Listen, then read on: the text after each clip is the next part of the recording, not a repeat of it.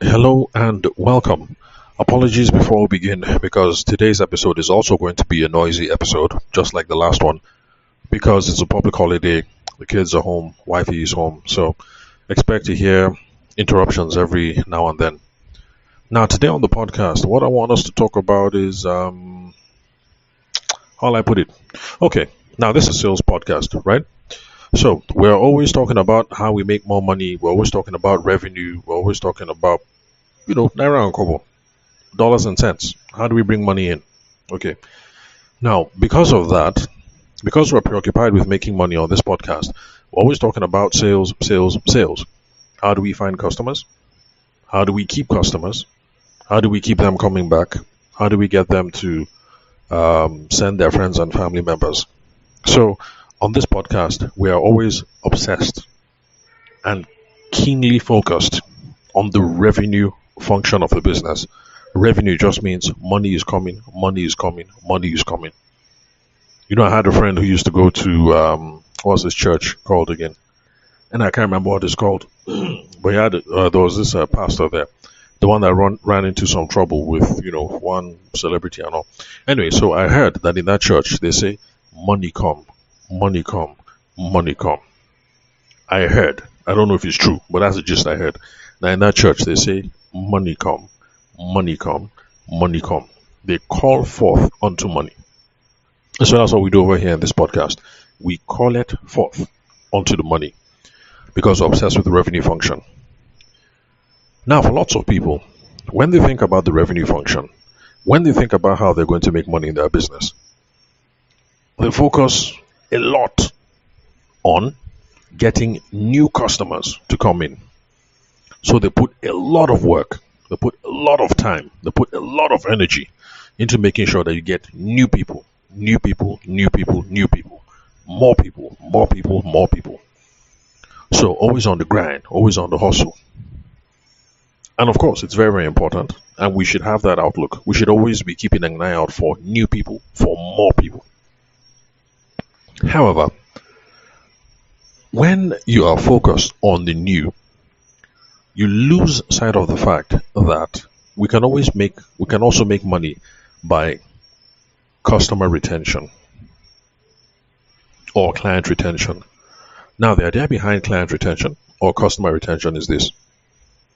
You have gone through all the trouble of bringing in a customer new into your business. You've run advertisements online. You've done some networking. What else?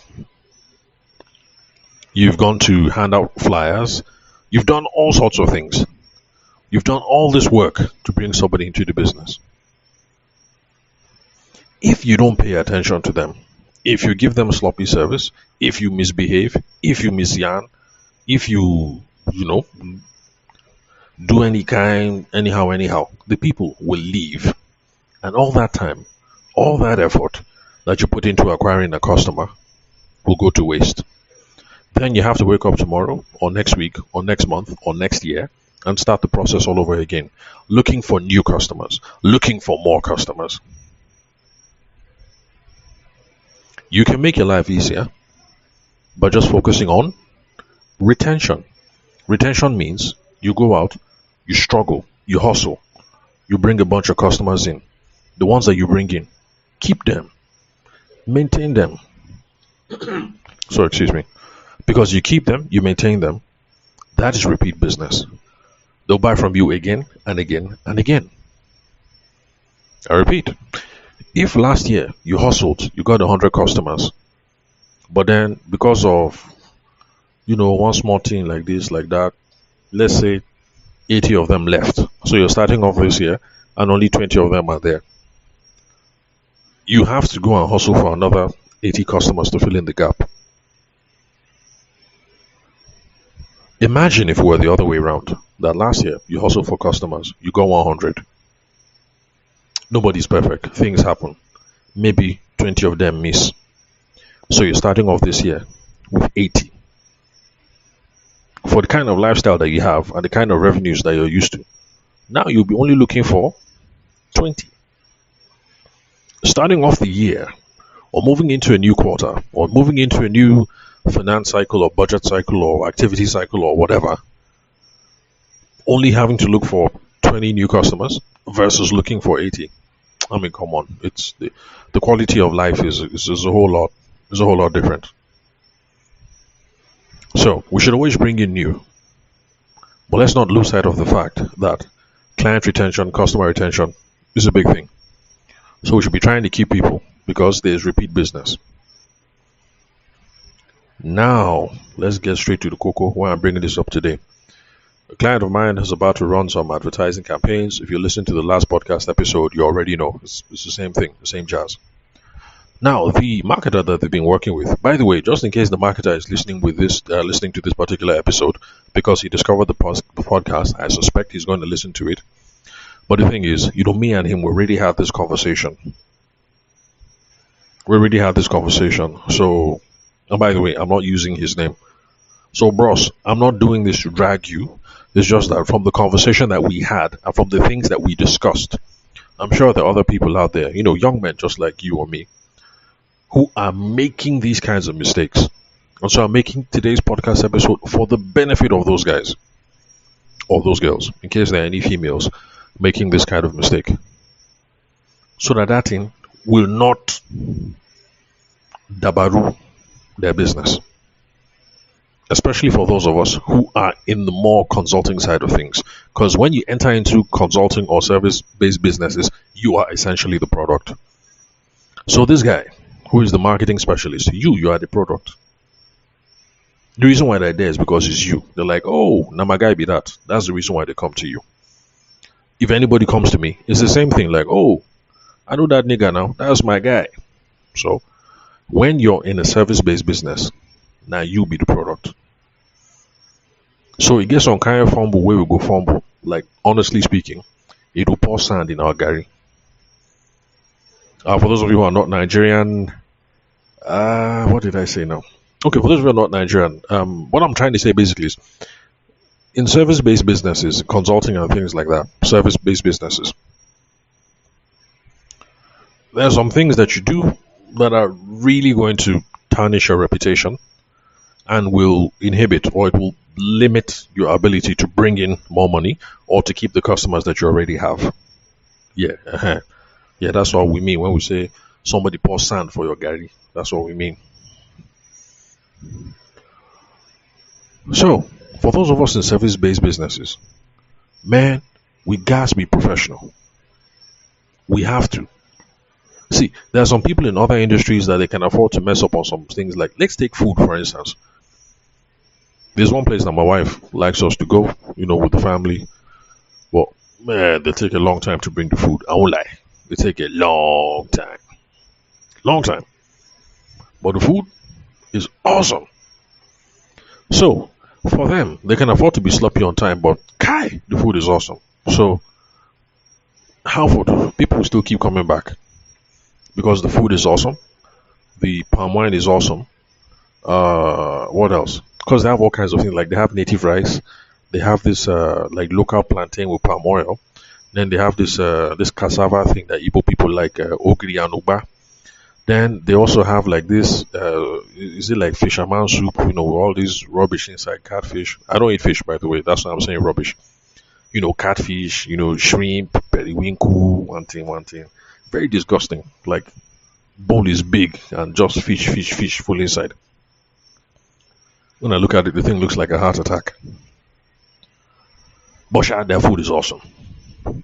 If you like meat, the bush meat, snail, as in correct. So they can afford to be sloppy on time, no problem.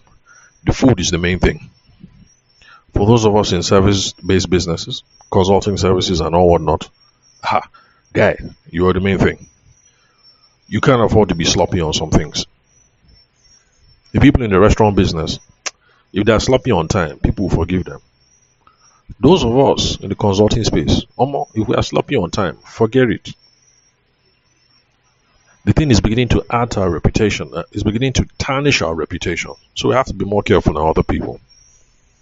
Those of you that are marketing consultants, online advertising specialists, branding consultant, sales coach, business development consultant like I am, man, we have to be careful. We have to be careful.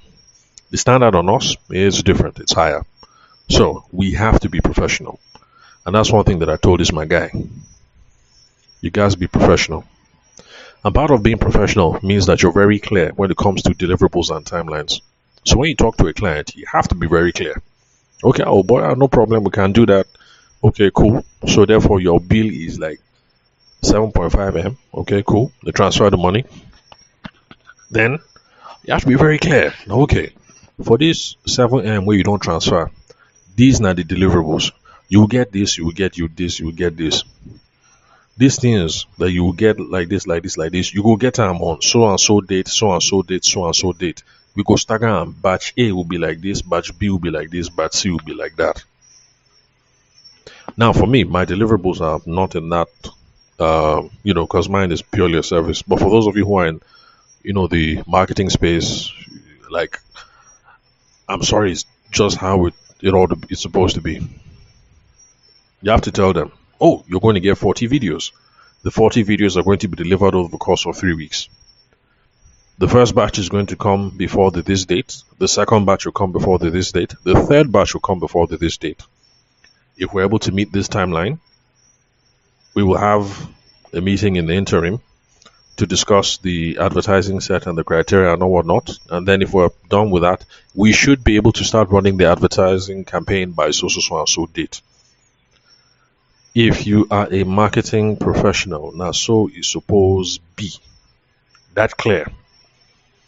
Whether you write it on paper or you send it in an email or you say it over a phone call. Well, if you're going to say it over a phone conversation, then make sure you keep saying it over and over and over again. But of course, if it's written, that will be good. But man, you need to have those conversations because here's what happens, and this is what happened in this case. First of all, that guy was hard to reach.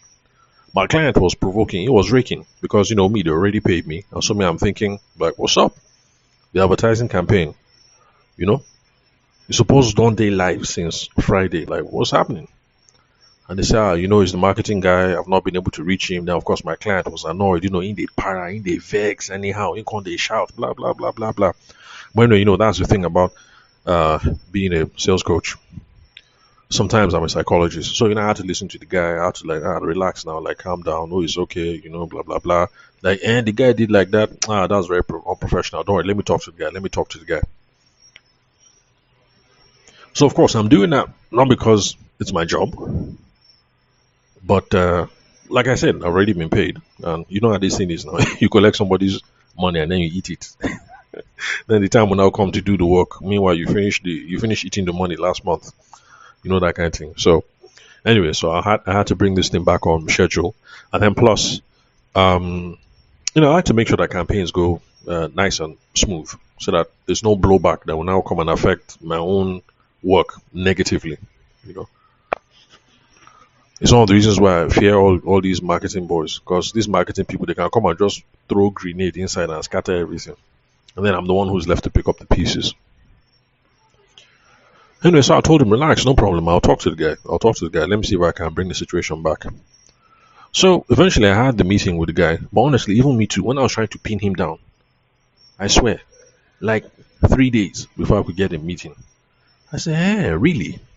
So this raking that my client was raking, so really?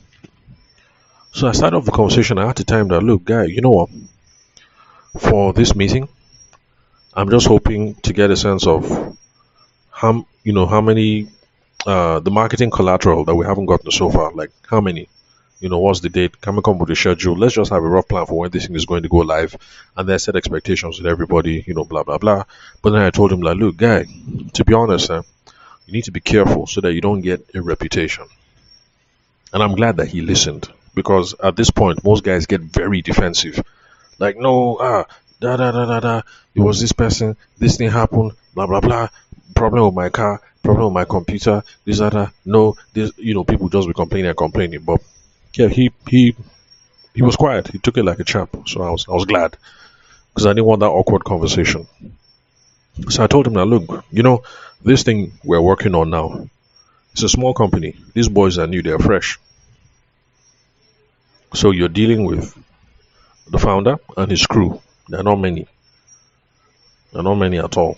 Like tops must be maybe like 10. Then there's me. But the thing is, all of us are strangers. So you're here, the marketing guy. You're dealing with 10, 12, maybe 15 people. All of us are meeting ourselves for the first time. If you get this kind of reputation, you get the way like we will now be talking about you outside.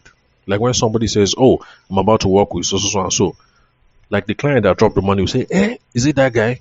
No, no, no, no, no, no, no, no, no, no. Guy, hold your money, hold your money. I worked with this guy and it was terrible. The experience was terrible.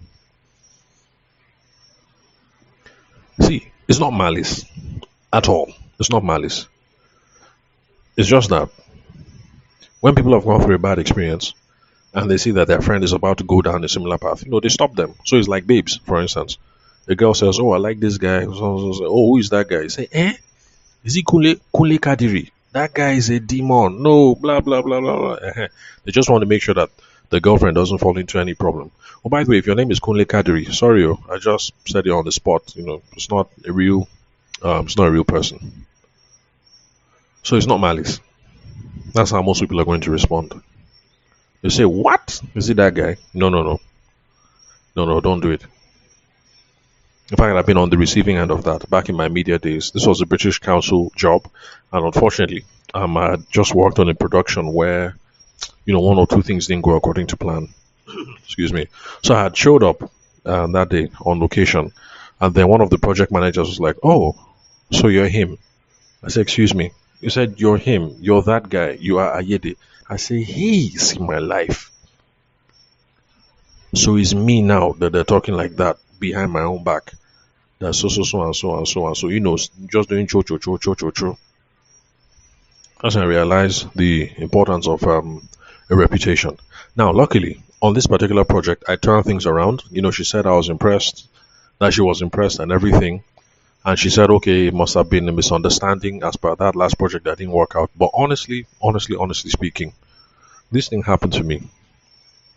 I show up on set, on location, we're about to begin.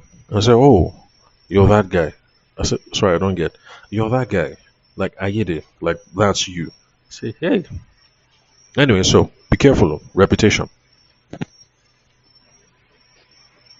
So, if you're in the service based business and you can't exercise certain kinds of professionalism around deliverables and timeline, the problem is your reputation starts to suffer.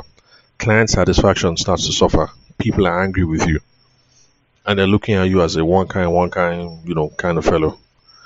What happens? They start talking to other people. What happens? The minute they finish with you, they bounce and then they look for another person. What happens? Will they come back? No, no repeat business. Your money begins to suffer. And then, of course, what else? Referrals. Will referrals happen? No. In fact, if anybody hears self that people are approaching you, they'll try and choke it. They'll say, "No, not that guy." Like in my own case on that particular British Council job, they say, "Oh, so you are that guy." The attitude was sort of like, if I had known it was you, like, we would not have done the thing. Like, we don't hear your story. I'm just glad that that particular project worked out well. And she was like, "Well, sometimes personality clash, blah, blah, blah. Maybe that's why the project didn't work on." So that's how I salvaged my reputation. Small. But honestly, you're in a service based business. You're not professional. You're not clear on deliverables. You're not clear on timelines. It's not easy for people to reach you. You agree on a meeting time. You don't keep meeting time, things like that. Man, you're messing with your money. You are messing with your money. You're messing with customer retention. You're messing with client retention. You're messing with repeat business. You're messing with referrals. Make your life easy. Be professional. It's not just to hustle, hustle, hustle and bring in new customer. The ones that we bring, we have to keep them to make our life easy.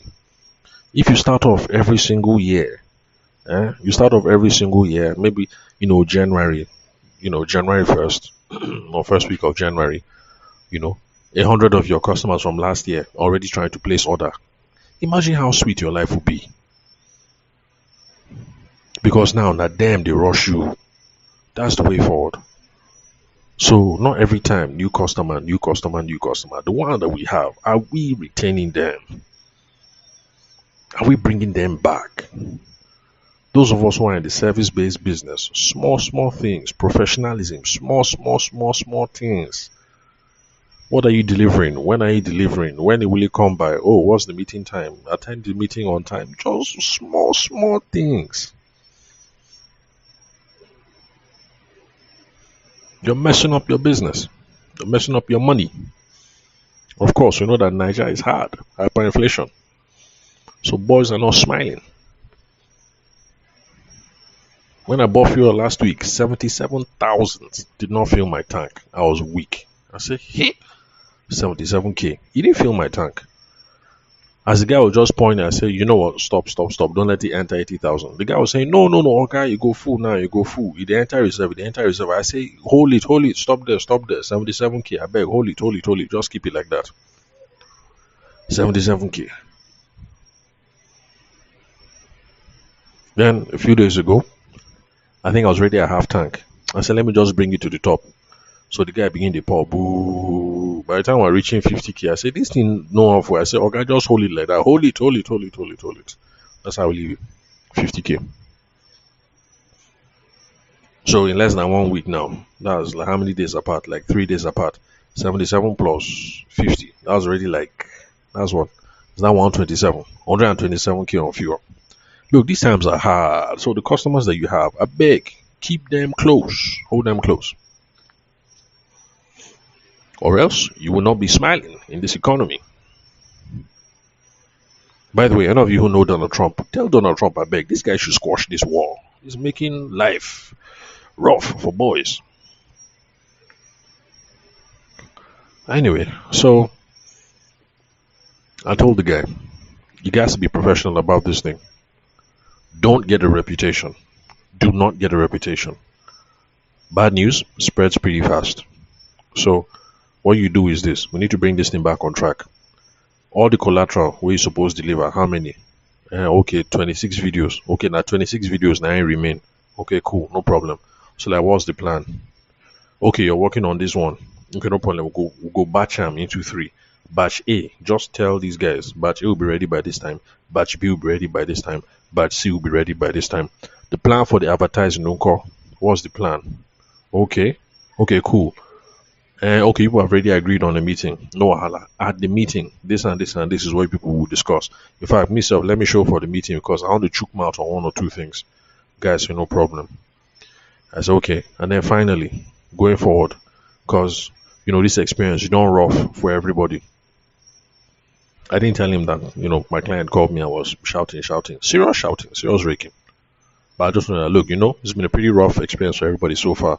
What you can do now to keep things calm and to move things forward is this. You will just sit down. You will come up with a production timeline. You just give yourself a conservative estimate, production timeline. Just write it out. Then you will now send it as WhatsApp message. Something simple. Just the kind of thing that when our client receives it, he can now forward it to the rest of the people on the sales team so that everybody will just know that, oh, okay, there's been some delays, but going forward, this and this and this, not the timeline now. This is the plan. So you could just send them like that. Then hold yourself to this timeline.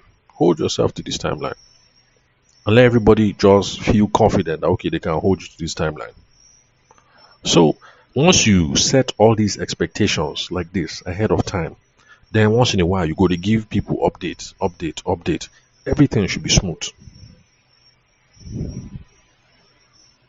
But remember, the whole point of all this is this. If you're listening to this podcast, we want money.